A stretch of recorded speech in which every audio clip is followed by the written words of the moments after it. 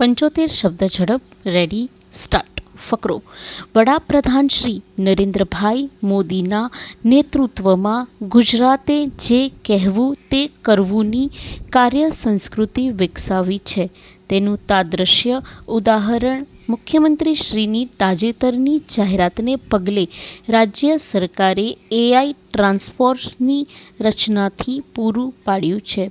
મુખ્યમંત્રી શ્રી ભૂપેન્દ્રભાઈ પટેલે technology driven governance અને સામાજિક આર્થિક વિકાસમાં ગુજરાતને અગ્રેસર રાખવાના વિઝનમાં આર્ટિફિશિયલ ઇન્ટેલિજન્સનો સમુચિત ઉપયોગ કરવાની જાહેરાત તાજેતરની વાર્ષિક ચિંતન શિબિરમાં સોમનાથ ખાતે કરી હતી. ફકરો નાગરિકોને યોજનાઓ સેવા સુવિધાઓ લાભ અસરકારક રીતે અને ટેકનોલોજીના મહત્તમ ઉપયોગ સાથે ઝડપી મળી રહે તે માટે આર્ટિફિશિયલ ઇન્ટેલિજન્સનો વિનિયોગ એ હાલના સમયની માંગ છે.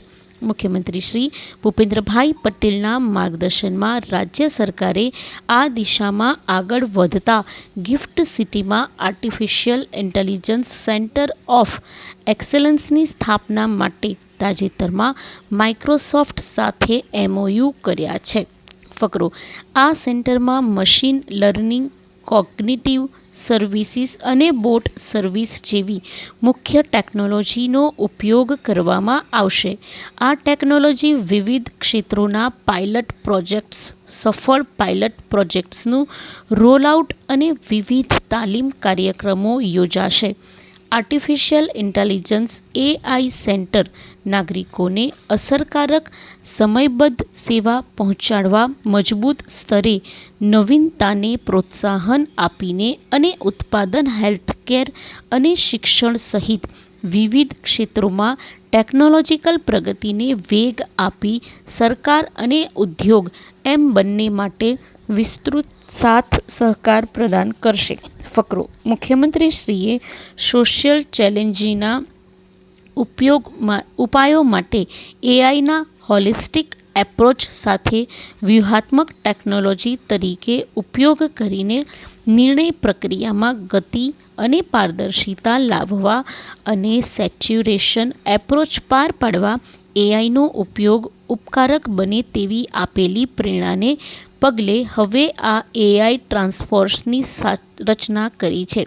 રાજ્ય સરકારના સાયન્સ એન્ડ ટેકનોલોજી વિભાગના અગ્ર સચિવ આ ટ્રાન્સફોર્સના અધ્યક્ષ તરીકે તેમજ સભ્યોમાં ICT અને ગવર્નન્સના ડિરેક્ટર, IIT ગાંધીનગરના ડિરેક્ટર અને IITના ડિરેક્ટર ઉપરાંત ઇન્ડિયા AI મશીનના વરિષ્ઠ તજજ્ઞ તેમજ NIC, CDEC, NVIDIA તથા ISPRITના વરિષ્ઠ તજજ્ઞોનો સમાવેશ કરવામાં આવ્યો છે.